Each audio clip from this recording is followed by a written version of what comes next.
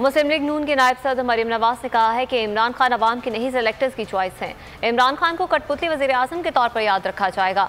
Leader कुर्सी पर बैठने नहीं, अवाम के दिलों में बसने के लिए होते हैं।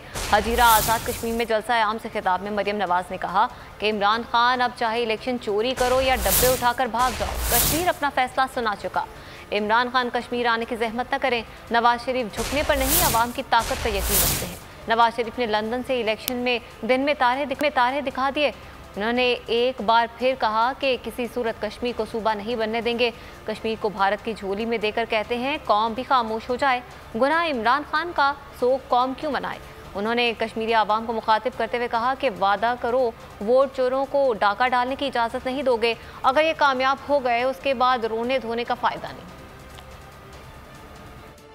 कान खोल कर सुन लो, यहाँ आने का तकल्लुफ मत करना। तुम आवाम की चॉइस नहीं हो, तुम सिलेक्टर्स की चॉइस हो। इमरान खान को इस हैसियत से याद रखा जाएगा कि वो एक कठपुतली वजीर आजम था जो इशारों पर नाचता था।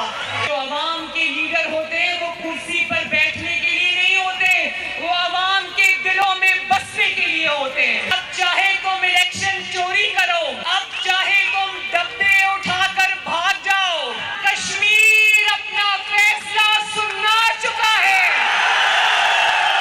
नवाज शरीफ आज मजबूरी में लंदन में बैठा है, लेकिन एक के बाद एक इलेक्शन में उसने तुम्हें दिन में तारे दिखा दिए। अगर रोकना है तो इस बर्बादी तबाही के सैलाब को अभी रोक दो, कोहाला के पुल से उस तरफ रोक दो।